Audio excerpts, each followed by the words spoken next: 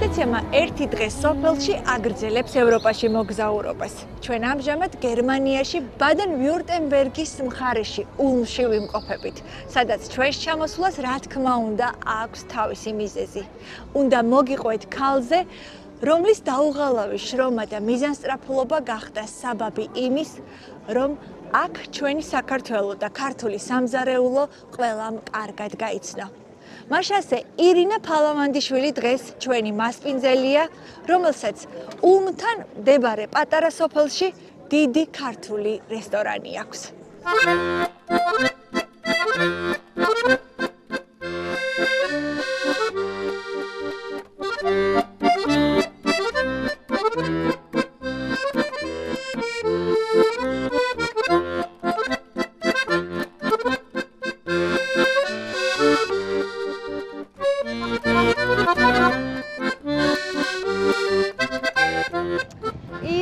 გავარჯობანათი, კარგად, შენ როგორ ახარ? კარგად და თუ როგორ ხარ? გესტუმრეთ გერმანიაში. გაიხარეთ, მიხარია. ისტორიულ ქალაქში და გვინდა რომ გვიამბოთ თქვენ შესახებ, სად ვიმყოფებით? ჯერ მნიშვნელოვან რამეზე ვილაპარაკოთ, რომ ჩვენ ახლა ვდგავართ, მე და შენ ბადენ-ვიურტემბერგის მიწაზე, აი აგერ შეხედე, ეს ზოლი, კი, დათო უკვე გადავიდა ბაიერნზე, გადავაბიჯოთ მნიშვნელოვნად ბაიერნზე და ძალიან საინტერესოა ეს, რომ ერთი დინარე დუნაი ყოფს ამ ორ მიწას შუაზე ულმს კი ულმს და ახალ ულმს შუაზე და აქეთ ანუ აქეთ ეხა რომ რამე დავაშავო გამსჯიან სხვა კანონით და აქეთ რომ გადმოვადგა დავისჯები სხვა კანონით ეს სხვადასხვა მიწებია სხვადასხვა მენტალობა აქვს გერმანელებს დიალექტი სხვანაირი აქვს 13 მილიონი ყავს ბაიერნს, 13 მილიონი ყავს ბადენ-ვიურტემბერგს. სხვადასხვა მიწების და მენტალობის მოქალაქეებს საქართველო კარგად გააცნო. კაცრი 90-იანები ისევე როგორც ბევრ ქართულ ოჯახს, ირინა ფალავანდიშვილის ოჯახსაც მკაცრად შეეხო.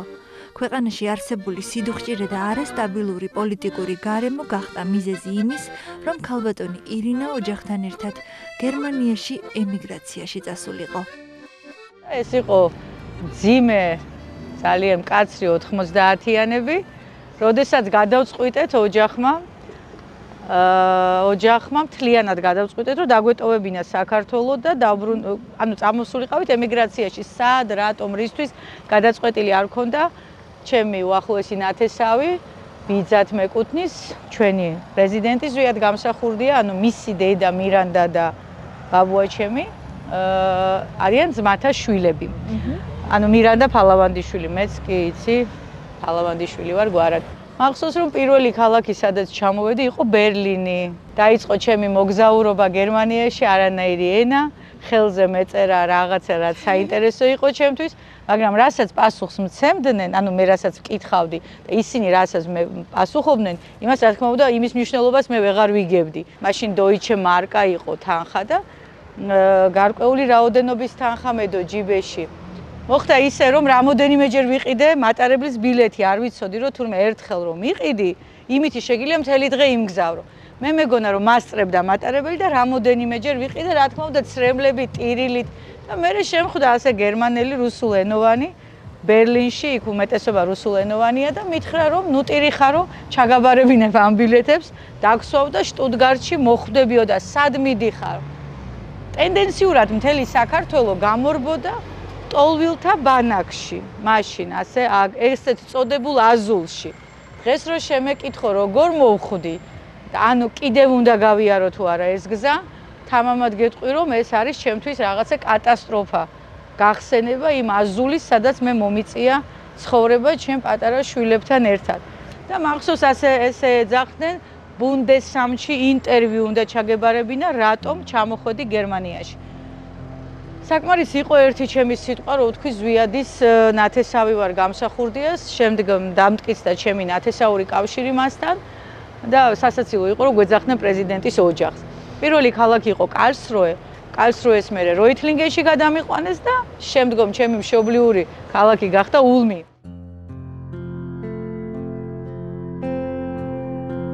სამშობლოდან წამოსული პატარა გოგო მაშინ ვერც კი იფიქრებდა, რომ ცხოვრების მნიშვნელოვან 30 წელს გერმანიის ერთ-ერთ პატარა ქალაქში, ულმში გაატარებდა. თავიდან იყო ბევრი დაბრკოლება, ენის ბარიერი, თუმცა შრომა არ დაეზარა და იოლ სამუშაოსაც არასდროს დასჯერებია. სწორედ პიროვნულმა თვისებებმა განაპირობა ის ფაქტი, რომ რამდენიმე წელში გერმანიაში საკუთარი ქართული რესტორანი გახსნა, თუმცა მანამდე დიდი და რთული გზის გავლა დასჭირდა. ძალიან პატარა გოგო ჩამოვედი და 52 წლის ხვდები და მთელი ჩემი ცხოვრება გავიარე, ასე ვთქვათ, 30 წელზე მეტია მე გერმანიაში უქალაქ ულმში ვცხოვრობ, როდესაც მოკლებული ხარ ყველაფერს, იმდით სითბოს, იმ სტუმართ მოყარეობას, იმ რაღაცა ხვდები ცივ ქვეყანაში, სადაც არავინ არავის არ ესალმება, უცებ ხვდები რაღაც განსაკუთრებულ, ესეც რაღაცა უფლის ნება იყო განსაკუთრებულ ქალაქში, სადაც ყველას უცინის და უფალმა არ გამწირა ბოლომ მე თვითონ ძალიან ესეთი ადამიანი ვარ, მიყვარს ხალხი, მიყვარს ასე შეკრებები და ჩემი ოჯახში ჩემი მეუღლეც დამცინის რომ ხარ, ესე იგი მასობრივი ორგანიზატორი ამ შეკრებებისა. ეს რატომღაც ამიტომაც გააკეთეთ ქართული რესტორანი წლების წინ, იმიტომ რომ გიყვართ თქვენი კუთხე, გიყვართ ხალხმრავლობა, ეს ტრადიციები და ქართული სუფრა ყველაზე კარგი საშუალება, ეს არის ყველაზე მნიშვნელოვანი, რა თქმა უნდა. მეგობრობის და ურთიერთობის. პატარა მომენტი უნდა მოგიყვეთ. პირველი ჩემი სამუშაო სადაც მე ვიპოვე ახლა აი ყოველივეს შემდეგ რომ ჩამოვედით, რა თქმა უნდა გეპოვნა სამუშაო, უნდა დაგეწყო შენი ცხოვრება, ასე ადვილად ხო არ ხდებოდა, ენა არ იცი, საბუთების სირთულეა და ვიპოვე ესე იტალიელები, სიცილიელები და არ მახსოვს როგორ, მაგრამ რაღაცნაირად გავაგებინე რომ მჭირდებოდა სამსახური. დღეს რომ მკითხო როგორ, რა ენაზე უთხარი, არ ვიცი. არ მახსოვს რა მითხრა და რა უთხრა, მაგრამ მახსოვს ჩემს სიხარულს არ ქონდა საზღვარი, როდესაც მითხრა რომ კი შემიყვანა სამზარეულოში და აი აქ ჭურჭელს გარეცხავ. ნუ არ ვიცი, ალბათ მაშინ საქართველოსთვის ვინმე ჩემთვის მინისტრის თანამდებობა რომ შემოეთავაზებინა, ასე არ გამიხარდებოდა, როგორც მე გამიხარდა აი ეს ჭურჭლის პოზიცია. თბილისში იურიდიული დავამთავრე. რაღაცა სხვა მიზნები, მისწრაფებები მქონდა ამას რომ დავამთავრებ ეს ვიქნები. Ну, მოკლედ დავამთავრე და ფიქრი იმაზე რომ უნდა ყოფილიყავი იურისტი და მოვეკიდე ამ სამზარეულოს. ამ ჩემს უფროს სიცილიელს ქონდა დარბაზში ფორტეპიანო და რო გავიარე ესე მოვეფერე, იმიტომ რომ კარგად უკრავ ფორტეპიანოზე და თან დამთავრებული ის მაქვს. გაეცინა, შემომხედა, იციო რა ქვიაო ამასო და ავიც გამეცინა, მე ვთქვი ვიცი კიდევაც და უკრავო და აიო შენ თუ უკრავო, ჩემთან ჭურჭელს რატომ რეცხავო და თუ უკრავო დაჯექიო და მახსოვს რომ დაუკარი, ყველას ურეკავდა და ეუბნებოდა რომ სინიორა ირინა თურმე უკრავსო და მოდიოდა ხალხი როგორც ეგზოტიური რაღაცა სათამაშო საყურებლად რომ ქალი რომელიც ამასთან მუშაობს და ჭურჭელს რეცხავს თურმე უკრავს ფორტეპიანოზე და მაშინ მახსოვს ერთმა გერმანელმა მითხრა რომ თქვენ ამას კი არ უნდა აკეთებდეთ, თქვენ უფრო პრესტიჟულ სამსახურს უნდა ეძებდეთ. როგორც არაერთხელ გვითხრა, მისთვის ხალხთან ურთიერთობა და სარწმუნოება ძალიან მნიშვნელოვანია. ამიტომ როცა დროს პოულობს, ყოველთვის მოდის ულმში მდებარე მართლმადიდებლურ ტაძარში. ტაძრის წინამძღვარი მამა მაქსიმე გახლავთ, რომელსაც ქართველების მიმართ განსაკუთრებული სიყვარული აქვს.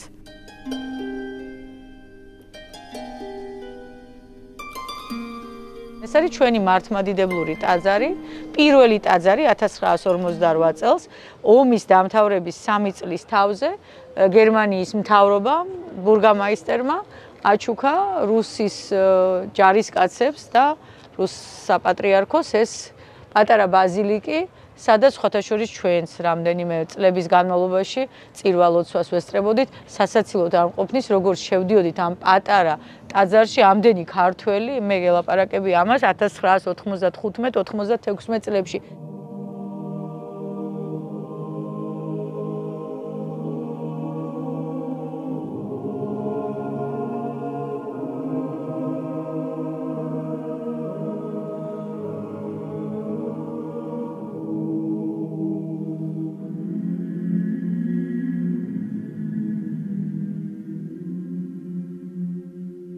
ნათი, ახლა ჩვენ მოვდივართ, გარეგნულად არ ჩანს, რომ ეს არის მართლმადიდებლური ეკლესია, მაგრამ ამ ჯვარით მიხვდები, რომ ეს არის მართლმადიდებლური ეკლესია და მოვდივართ ჩვენს მამაოსთან, სადაც ვიკრიბებით ლოცვაზე, ანუ წირვა ლოცვაზე, შაბათობით, კვირაობით და ასევე დღესასწაულებზე ქართველები, უკრაინელები, მოლდაველები, რუსები. მამაო დაბადებული არის ჩვენი მამა მაქსიმე ციმბირში, არის ნახევრად გერმანელი, ნახევრად რუსი. ძალიან დიდ როლს თამაშობს ჩვენი მართლმადიდებლური, ჩვენი რელიგიის ცხოვრებაში ძალიან დიდ როლს თამაშობს. ძალიან უყვარს ქართველები. კოლა. გამარჯობა. გამარჯობა. ნაცვალეთ. ბაჭუშკა. ნაცვალეთ. Вас как всегда гость. Да. Здравствуйте, გამარჯობა. როგორ ახარ? Игумен Максим. ნათია. მამა მაქსიმე არის, მე გავიცანი როცა იყო ის თვითონ 25-26 წლის და მე ვიყავი 22 წლის. მას მერე მოყოლებული დავდივარ ამ ეკლესიაში, ძალიან მიყვარს, ძალიან დიდ დახმარებას უწევს ქართულ ერს და ძალიან საინტერესოა ხომ აღდგომას ყოველთვის იძახის ქრისტე აღსდგა. ქართულად. გვაინტერესებს რამდენი წელია რაც არსებობს ქალაქ ულმში მართლმადიდებლური ტაძარი და საიდან დადის თქვენი მრევლი.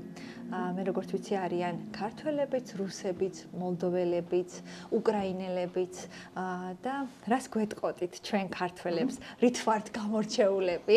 კეთილი იყოს თქვენი მობრძანება ჩვენს ტაძარში. მოხარულები ვართ რომ გამონახეთ დრო ჩვენს მოსანახულებლად.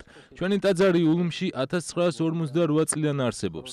თავიდან იყო პატარა სამლოცველო, რომელიც ახლა მსოფლიოში ყველაზე მაღალი ტაძრის გვერდით მდებარეობს ქალაქის ცენტრში. ახლა ეს შენობა შევიძინეთ, სადაც მოვაწყეთ ტაძარი. საკმაოდ მრავალრიცხოვანი მრევლი გვყავს. ჩვენთან არიან როგორც გერმანელები და ქართველები, ასევე უკრაინელები, სერბები, მოლდოველები და ასე შემდეგ. თუმცა ქართველები ჩემთვის ყოველთვის ძალიან ახლო ადამიანები იყვნენ ჩემი ახალგაზრდობიდან მოყოლებული და მათ განსაკუთრებულ პატივს ვცემდი. ისინი ყოველთვის მხარს მიჭერდნენ და ძალიან ბევრი ახლო მეგობარი მყავს საქართველოსდან. ასევე მყავს ნათლულიც თბილისში. მათთან ხშირად მოქვს კომუნიკაცია და ხშირად ულოცავ ქრისტიანულ დღესასწაულებს, მათ შორის აღდგომას და ფრაზას ქრისტე აღსდგა, განსაკუთრებული სიყვარულით ვეუბნები. საღდგომო წირვებზეც ღვთისმსახურებისას ამ ფრაზას ყოველთვის ქართულად ვამბობ.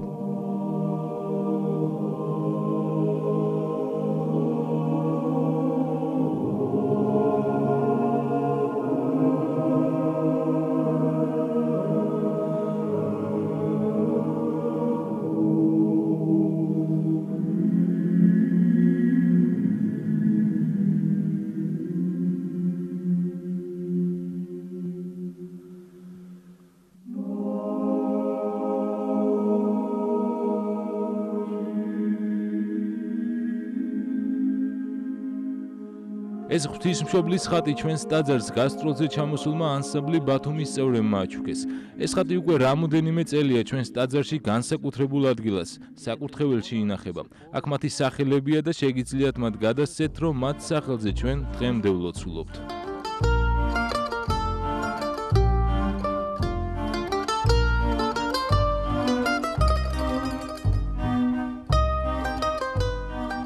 მიუხედავად იმისა, რომ ძალიან დატვირთული სამუშაო გრაფიკით ცხოვრობს, მაინც ახერხებს მეუღლესთან ერთად ქალაქის ძველ ნაწილში განმარტოვებას და ულამაზესი ხედებით ტკბობას.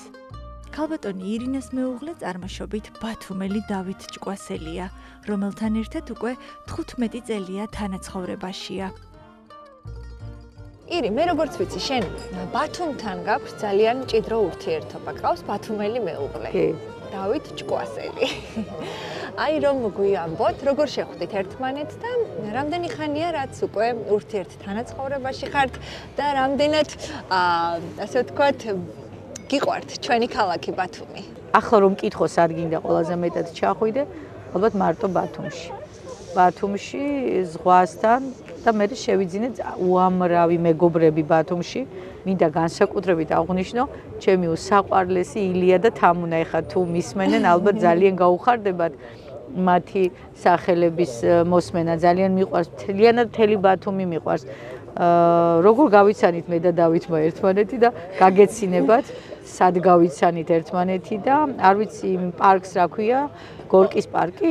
6 მაისის პარკი. აი პატარა ხო, რაღაცა, აი იქ იყო რაღაც ატრაქციონები და მახსოვს ცოტათი ოდნავ ნასვამი ბატონი ჭკუასელი მობრძანდა მეც იქ ვიჯექი მეგობრებთან ერთად და აი ესე გავიცანით ერთმანეთი. რამდენი წლის წინ იყო ეს 15 წლის წინ იყო ეს ამბავი.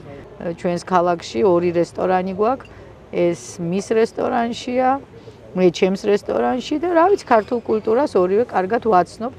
გერმანელებს და ყვაყოფილები ვართ. მახარებს ის ფაქტი, რომ ძალიან გიყვართ ჩვენი ქალაქი. მე როგორც ვიცი, ბათუმში რამდენიმე წელიც ცხოვრობდით, სანამ გერმანიაში წამოხვიდოდით და 7 წელი რესტორანს გააკეთებდით და მინდა მაყურებელს ვუთხრა, რომ თქვენ ქველმოქმედებას ეწეოდით. ძალიან ბევრი კეთილი საქმე გაქვთ გაკეთებული, თუმცა ამ ყველაფერზე არასდროს გისაუბრიათ და ჩვენ გვიამბოთ. არც არაფერი არ მიყვარს, არაფერი. დავუშვათ დღეს გამონაკლისი. ყველა სიკეთე, რომელსაც აკეთებ, არის ალბათ ის მომენტი, რომ არასოდეს არ უნდა მოყვე, თორე ის სიკეთე აღარ არის. გერმანული მაღაზია ქონდა, ასე ერქვა Deutsche Qualität, ანუ გერმანული ხარისხი. და მაშინ მახსოვს, რომ გერმანიიდან ერთ-ერთი საავადმყოფოდან გადაეცა რესპუბლიკურ საავადმყოფოს აღჭურვილობა. ძალიან უპატრონო ბავშვთა სახლს ზემოთ. თვითონ გერმანელები მინდანათია იცოდე, რომ ძალიან კეთილი ხალხი არიან. არაერთხელ მაჩერებდნენ მეზობლები და მეუბნებოდნენ, აი ჩვენ დაგვიგროვდა რაღაც ნივთები და საქართველოში ხო არიან გაჭირვებული და გთხოვთ გადასცეთ ჩვენგან. დათო, მე როგორც ვიცი, რამდენიმე წელია თქვენ აქ ცხოვრობთ, ხართ თქვენს მეუღლესთან ერთად ამ სარესტორნო ბიზნესში, თუმცა მე მაინც დარწმუნებული ვარ, ბათუმი ძალიან გენატრებათ და ყოველთვის მიგიწევთ გული ჩვენი ქალაქისკენ. ამდენი წლის გამოცდილება მაჩვენა ის, რომ შენს ენაზე უნდა იცხოვრო რა. არ აქვს მნიშვნელობა სად იქნები, როგორ იქნები, რანაირად იქნები. ეს წუხილი ყოველთვის გექნება ალბათ, თუ ქართველი ხარ, რომ შენს ენაზე უნდა იცხოვრო. ვერაფერი ვერ შეგიცვლის შენს მიწა, შენს წყალს, შენს ენას, შენს წმენას, შენს ხალხს, ვერაფერი. და ხშირად განვიხილავთ იმას, რომ სახში დროზე ჩამოვიდეთ რა. დღეს სამწუხარო ფაქტი ის არის, რომ სახლში მივდივარ მეთქი რომ ვამბობ, რატომღაც გერმანიაში მივდივარ, ანუ სადღაც რო ვისვენებთ, სამწუხაროდ სახლი გერმანიას ქვია. ალბათ დადგება ის დღე, რომ სახლი სახლს დაუბრუნდება, გული დაუბრუნდება ისევ საქართველოს, ისევ ჩვენს ქალაქს. გერმანია საერთოდ თავისი ხასიათით გამოირჩევა დანარჩენი ევროპისგან. და მეც ჩემი პატარა ხასიათით გამოვირჩევი და ვერ გევი ბოლომდე. რო გითხრა რაღაცას ესე მოვერგე, ჩემს ქვეყანას ვერაფერი ვერ შემიცვლის, არ გამოვა, ვერ გამოვა. სიმართლე გითხრა ვისვენებ მაშინ, როცა ვფიქრობ ჩემს ქალაქზე, ჩემს მეგობრებზე, ჩემს ქვეყანაზე. სხვა სამყაროა რა. მე როგორც ვიცი, ირინას ძალიან დიდი სურვილი აქვს, რომ თავისი და თქვენი ოჯახის ისეთი რესტორანი გააკეთოთ საქართველოში, სადღაც სოფელში იქნებით და იქ ძალიან ბევრი სტუმარი გესტუმრებათ. მერტი მოგცემ საშუალებას, რომ რაღაცა ახლო მომავალში, სადამ კიდე ჯანი გვაქვს, საქართველოში გავაკეთოთ რაღაცა ისეთი სასტუმროს ტიპის თავისი რესტორნით რაღაც ჩვენი ეზო გავაკეთოთ, სადაც გვექნება ძალიან ბევრი გერმანელი სტუმარი. იმიტომ რომ ისეც ბევრი მეგობრები გვყავს და ჩემი ძალიან დიდი სურვილია ვიყიდოთ ძალიან დიდი მიწის ნაკვეთი სოფელში. არ ვიცი რატომ აქ ეს და რა მინდა იცით, აი საღამო ხანი რო დადგეს და დაბრუნდნენ ციცინათელები. არ ვიცი რატომ მინდა, მაგრამ მინდა რომ იყვნენ ბევრი ციცინათელები და მესმოდეს ჭრიჭინების ხმა. მინდა რომ ბევრი მეზობელი მყავდეს, ვისთან ერთადაც დავლევ ყავას, ან რაღაცას გაუზიარებ, ანუ რაღაცა მინდა ისევ იქ დავბრუნდე. არ ვიცი რატომ, მაგრამ სურვილი მაქვს რომ ვიცხოვრო იქ, აი გერმანია, თბილისი და უცებ ჩემი სურვილია რომ იყოს სოფელი. და მინდა და ალბათ იქნება ესე რა, ცხოვრების ბოლოს თელ ჩემს მეგობრებს დაუძახებ და ვიცხოვრებ სოფელში.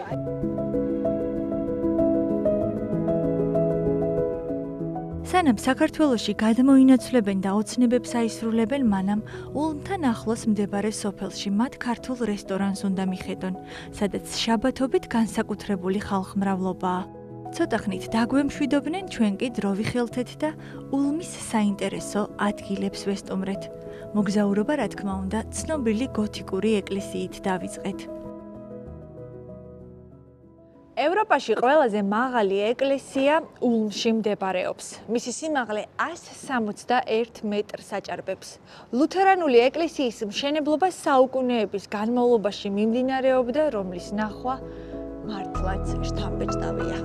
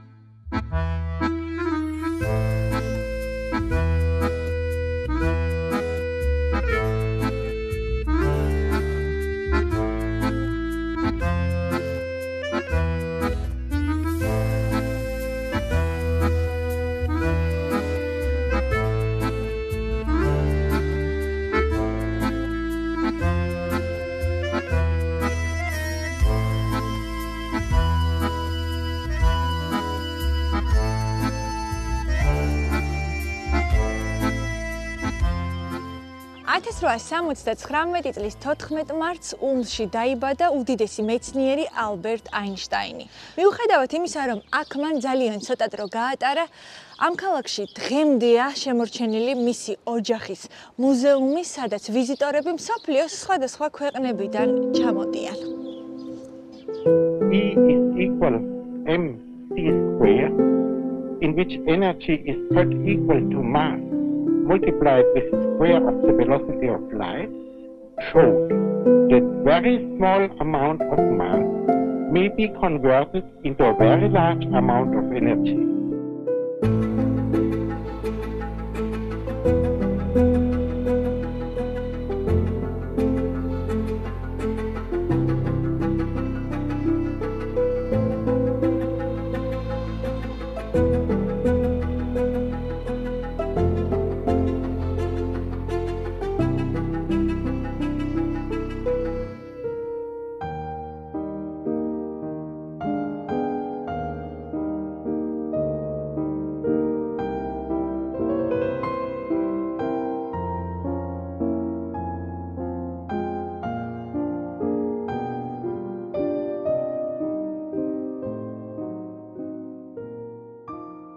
ჩვენ ახლა მოვედით ულმის ცენტრალურ ნაწილში, სადაც გამორჩეული არქიტექტურის მქონე შენობა ნაგებობები დგას, თუმცა მინდა აღვნიშნო ეს მერიის შენობა, რომელსაც აქაურები ფიცის სახლსაც ეძახიან. ამ სახლს განსაკუთრებული დატვირთვა აქვს. ყოველი წლის ივლისის პირველ ორშაბათს, რომელსაც ფიცის ორშაბათს ეძახიან, აქ მოსახლეობა საჯაროდ იკრიბება და მერი მათ გასული წლის ანგარიშს აბარებს.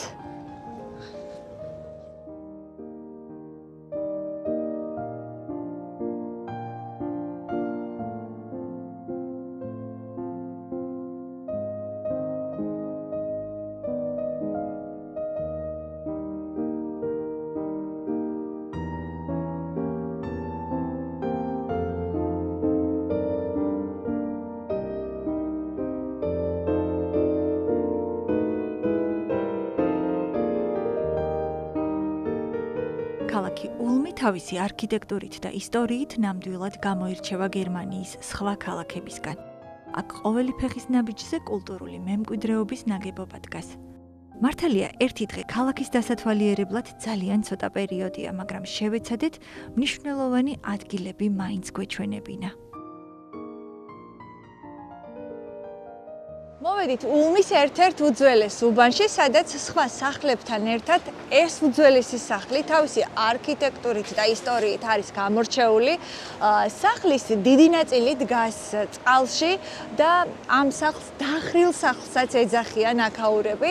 უნდა აღინიშნოს, რომ სახლში დღემდეა განთავსებული სასტუმრო და აქ ტურისტები სიამოვნებით რჩებიან. ჩვენც რა თქმა უნდა მოვედით, გადავიღეთ სამახსოვრო ფოტოები და მინდა გითხრათ, რომ ნამდვილად შთამბეჭდავი სანახავია.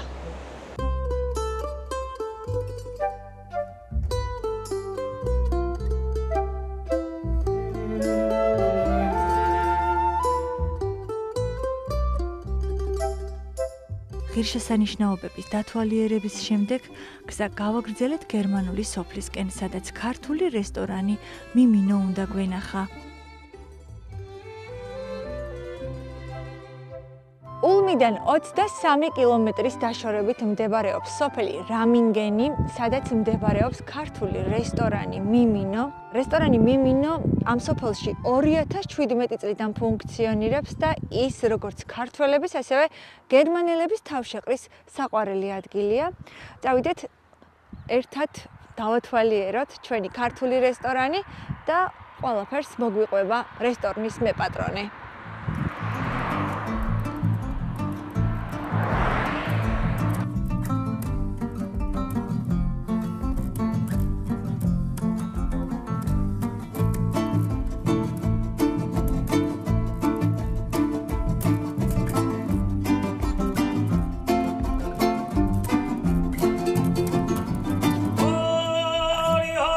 აი ნათი მოვედით ჩვენს რესტორანში, კი გითხარი მიმინო შეხედე. დღეს შაბათი დღეა, ძალიან საინტერესო დღეს ვსტუმრობ ჩვენ. აი მიმინო ხო ხედავ, ეს არის ჩვენი ლოგო, ძალიან ესეთ სასაცილოა, ცინის ყველა შორიდანაც კი. დღეს შევალთ ახლა მიმინოში 300 კაცამდე იტევს ჩვენი რესტორანი. და ზუსტად ის დღეა ისეთი გადაღლილი ვარ, მაგრამ თქვენ ხო ხვდებით რომ არასოდეს გაწყენინებ. ხო და დღეს ყავს აი ქორწილს გადაიღებ, აი ნამდვილად გერმანულ ქორწილს, ასე ვთქვათ, ქართულ ყაიდაზე. ამ რესტორანში გარდა ტრადიციული კერძების დაგემოვნებისა, აქ მოსულ სტუმარს შეუძლია იხილოს ცეკვა ქართული, სიმღერა მოისმინოს, როგორც ქართული, ასევე უცხოური და ამ ყველაფერს თქვენ უზრუნველყოფთ. მე როგორც ვიცი, მღერი ხართ. კი, მღერი ვარ, რამოდენიმე ენაზე და ნუ ქართულად ვიწყებთ, რა თქმა უნდა, ეს თავისთავად ესეა და სხვანაირად არ შეიძლება. სანამ დავასრულებთ ინტერვიუს, მაყურებელს ვუთხრათ და დავარწმუნოთ, რომ მთავარი არის ხარისხი, მთავარი არის გულით გაკეთება საყვარელი საქმის, თორემ აი სიშორე არაფერია, ეს სოფელშია ეს რესტორანი. მინდა ძალიან და უყურე შეხედე როგორი საინტერესო მომენტია, მინდა დააკვირდე. აი გერმანიაში ყველა ქალაქს თავისი ინიციალი აქვს მანქანის დასაწყისი. აი ეს მაგალითად ნიშნავს აუგსბურგს. აუგსბურგი აქედან არის 80 კილომეტრი. აი ეს სტუმრები 50 კაცი ჩამოსული აუგსბურგიდან. წითელ მანქანას აძევს HDH. ნიშნავს ჰაიდენჰაიმი. ესეც საკმაოდ შორია, სხვათა შორის ბუდუ თამაშობს ზივზივაძე ჰაიდენჰაიმში. და იქ ყველა მანქანის ნომრებს, რომელსაც ნახავ, გაგიკვირდება, არის 100-150 კილომეტრიდან ჩამოსული. კი, საინტერესო. მუშაობს სოფელში რესტორანი. რა სამბობესობელი. ნიშნულობა იმას, რომ ცენტრში. არა, ვითარ შემთხვევაში. არა, ამ რესტორანს ცენტრი არ ჭირდება. გეტყვი კიდევაც, სოფელი ძალიან მორგებულად არის ჩვენთვის იმდენად, რამდენადაც ჯერ ამ ხელად მანქანის სადგომს ვერ ნახავ ერთსა. ეს ერთი და მერე მუსიკა, ცოცხალი მუსიკა, შეხედე მეზობლები, ეს ამ ძალიან დიდი მნიშვნელობა აქვს, აქ არ შეიძლება ხმაური 22 საათის შემდეგ და ჩვენ გვაქვს ამის საშუალება, რომ ბოლომდე ვიმღეროთ, ვიმხიარულოთ ქართულად.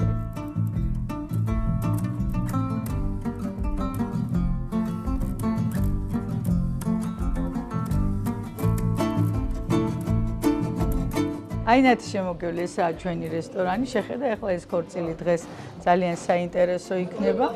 შეხედე როგორი მორთული გვაქვს ამ დეკორაციებსაც ჩვენ ვაკეთებ. ყველაფერი გაქვთ მენიუში, ხო? აბსოლუტურად ჩვენი მნიშვნელოვანი კერძები, ხაჭაპური, მწვადი და რა მოსწონს აქ მოსულ სტუმარს? ხინკალი. ხინკალის პირველი ადგილი. რომელსაც ჩვენ გავაკეთებთ. აუცილებლად.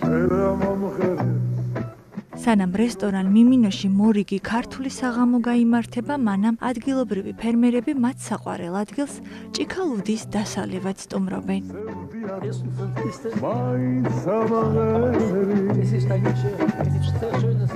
აი ნათი, ჩემო საყვარელო, ჩემს რესტორანში მინდა ჩვენი ძირითადი, ასე ქვია გერმანიაში, ძირითადი კლიენტურა. რას ნიშნავს ეს?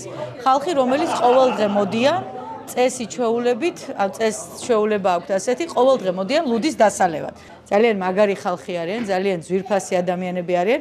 ესენი არიან ბიძაშვილები, მინდა გითხრა.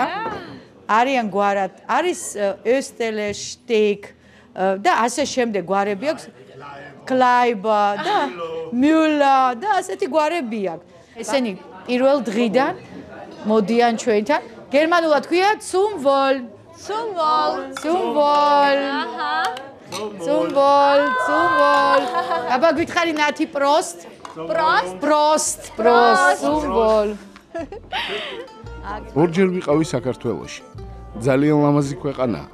მოვიარე ქალაქები და მთები, მომეწონა სტეფან წმინდა, თბილისი და ხალხის სტუმართმოყვარეობა.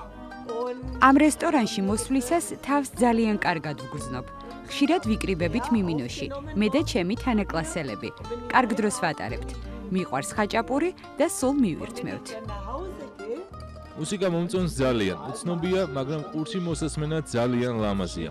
ამ რესტორნის სტუმართმოყვარეობა და ირინას ლაღი ბუნება არის მიზეზი იმის, რომ სულ აქ ვიკრიბებით. სიამოვნებით წავიმღერებთ ჩვენს ენაზე ახლა. Nach meiner Heimat, da zieht's mich wieder. Es ist die alte Heimat noch, dieselbe Lust, derselben frohen Lieder. Und alles ist das Alte noch.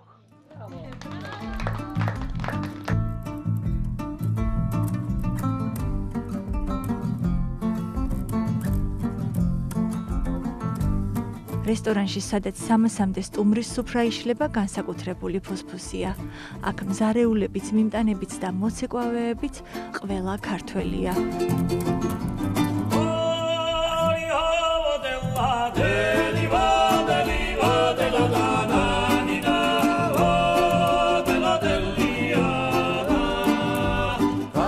რესტორნის სავიზიტო კერძი ხინკალია, რომლის მომზადებაში დღეს ჩვენც მივიღეთ მონაწილეობა. ვიმყოფებით გერმანიაში, სოფელ რამინგენში, ქართულ რესტორან მიმინოში, სადაც უნდა მოვამზადოთ ჩვენი კუთხისთვის დამახასიათებელი უგემრიელესი ხინკალი, რომლის მომზადებაში მე დღეს დავეხმარები შეფს სპირიდონს, რომელიც 2 წელზე მეტია ამ რესტორანში მუშაობს და მისი მომზადებული ხინკალი აქ ყველას ძალიან მოსწონს.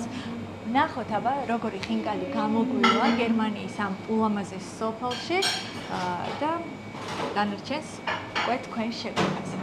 დავიწყეთ აბა, რა ჭირდება, როგორია თქვენი რეცეპტი რომ გაგვიზიაროთ. ხინკლისთვის ჩვენ გვაქვს აქ კლასიკური ჩვენებური ღორის ფარში და საქონლის გადაზავებული ერთი მეორეში 70% 30%-ზე. ამას ვიღებთ, უმატებთ ცოტა ხავს, ყვაბლენდერებთ ნიორთან ერთად, ქინძი და ვაზავით. მოდი პროცესიც ნახოთ ერთად.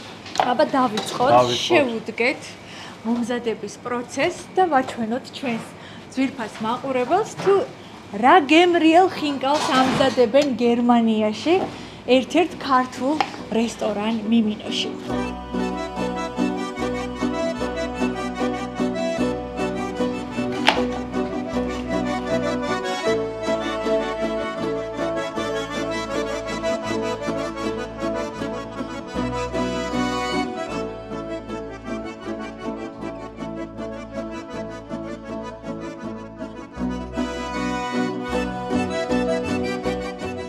გადავდივართ ხინკლის მოხვევის პროცესზე. ჩვენი შეფმზარეული ამისთვის იყენებს სპეციალურ აპარატს, რომელსაც თვითონ აგვიხსნის თუ რა არის და რაში სჭირდება და როგორ იყენებს მას და შემდეგ უკვე გვაჩვენებს იმ დასკვნით ეტაპს, რომლითაც შეგვეძლება უგემრიელესი ხინკლის დაგემოვნება. ჩვენ უკვე ცომი ხინკლისთვის მზად აგვაქვს, იმიტომ რომ რესტორანი მუშაობს და ყოველთვის მზად აგვაქვს. მზად უნდა გქონდეთ ყველაფერი, იმიტომ რომ ცომი ოპერატიულები კი და დავიწყოთ მოხვევა. აი ეს აპარატი კი როგორც ჩვენებური ხინკლის ტრადიციული აპარატი ისეთი არ არის, მაგრამ კარგია, ცუდიც არ არის, იტალიური აპარატია და ძალიან ბევრ ადგილზე ხმარობენ ხინკლის ცომის გასაკეთებლად.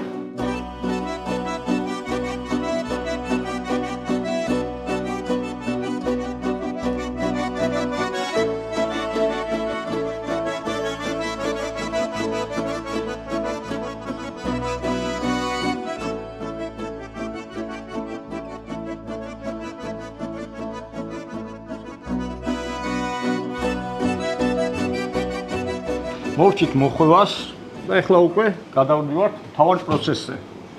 მოხარშვა. წყალი გვაქვს უკვე ადუღებული. კი.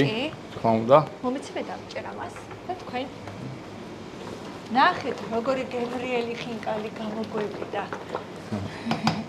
კი. რესტორან მიმინოში.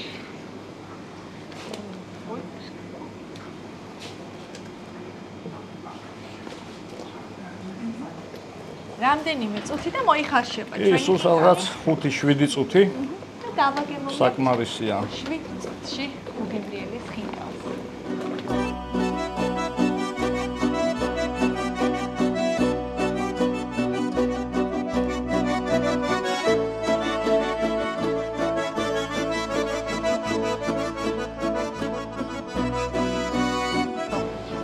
ჩვენი ხინკალი მზად არის, შეგვიძლია ავიღოთ დასაგემოვნებლად.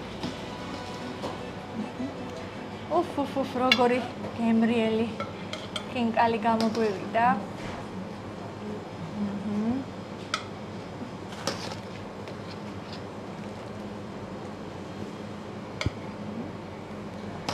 აი ასე გამოიყურება ქართველების მიერ მომზადებული უგემრიელესი ხინკალი ქართულ რესტორან მიმინოში, რომლის დასაგემოვნებლად აქ არა მარტო ქართველები, არამედ გერმანელებიც ხშირად დადიან.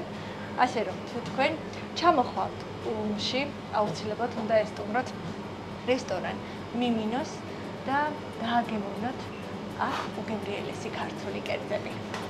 მადლობა თქვენ, რომ მოგვიმზადეთ გემრიელი ხინკალი და მადლობა თქვენს რესტორანს. მადლობა თქვენ.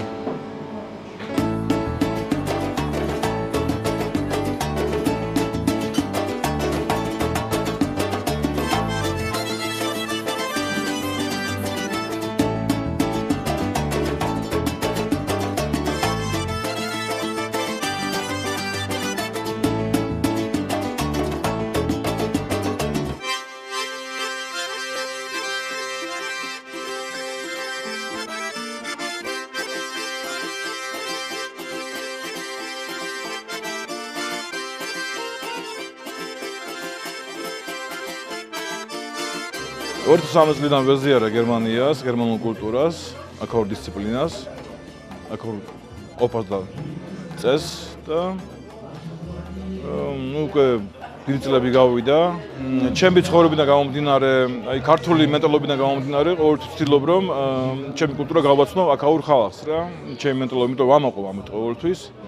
როდესაც არ გამომდის, დაუშვათ არ არის იმდენად მტკიცებადი, ყოველთვის ვეპატიჟები ამ რესტორანში და აქ უკვე ნათლად ჩანს რა არის საქართველო, პატარა საქართველოა აქ რა, აქ ჩანს უკვე რა არის იმ ცეკვაში, იმ სიმღერაში ჩანს რა ჩვენი, აი ყოველი ცეკვა ხო არის რაღაცა ისტორია, რაღაც მოთხრობა რა, შენი ქვეყნის ხო? და აქ ჩანს ვინა ვართ ქართველები. And I'm the owner of the building of the restaurant. მე ამ შენობის მფლობელი ვარ. გვინდოდა სივრცე ისეთი ბიზნესისთვის გადაგვეცა, რომელიც მალე მოიპოვებდა პოპულარობას. მოხარული ვარ, რომ ეს ირინა აღმოჩნდა და ასევე მოხარული ვარ იმით, რომ რესტორნის მართვაში ირინას მეგობრები და ოჯახის წევრები აქტიურად ეხმარებიან. რესტორანი ქალაქ ულმის ცენტრში მდებარეობს და გახსნის დღიდან მან მალევე მოიპოვა პოპულარობა. ეს ყველაფერი მოხდა არა მხოლოდ კარგი სამზარეულოს, არამედ იმ ატმოსფეროს გამო, რომელსაც ირინა და თავისი მეგობრები ამ სივრცეში ქმნიან.